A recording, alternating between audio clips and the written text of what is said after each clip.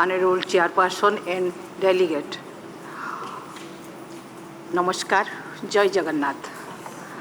You may agree that women and girls are indispensable progress of any nation and that violent conflicts affect them disproportionately and aggravate exciting gender-based inequalities and discrimination. The Constitution of India provides a robust legal framework promoting and protecting the human rights of women. It guarantees equality before the law and prohibits discrimination based on religion, race, caste, sex, or place of birth. The Constitution also empowers the state to make special provision for women and children for their enlightenment and empowerment. The Parliament of India, being a vehicle of social change, has always been responsive to women's rights and has enacted several women specific and women-related legislation for women empowerment. Our Parliament has always been at the forefront to discuss and deliberate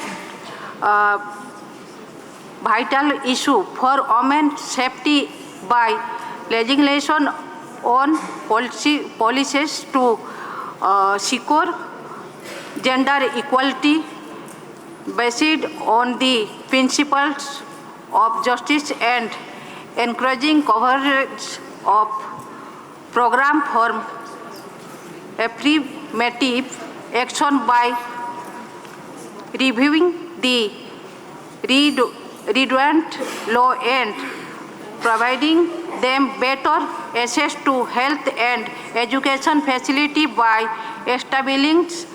providing support service like one-step center and working women hostels, among many others. The Parliament Standing Committee on Empowerment of Women, consisting of members from both House of Parliament,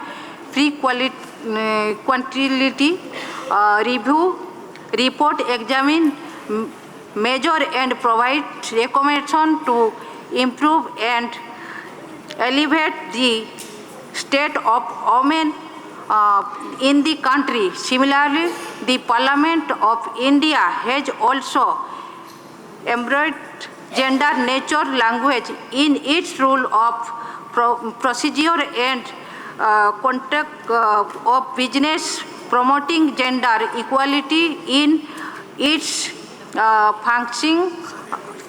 The passing of Women Reservation Act 2023 Nari Shakti Bandhan Adhiniyam by the Parliament of India, which provide for reserving 1/3 of state for women in the Lok Sabha and State Assembly is testimony Thank you of very India much. comment toward women-led development. Thank you so much, Indian, for this contribution.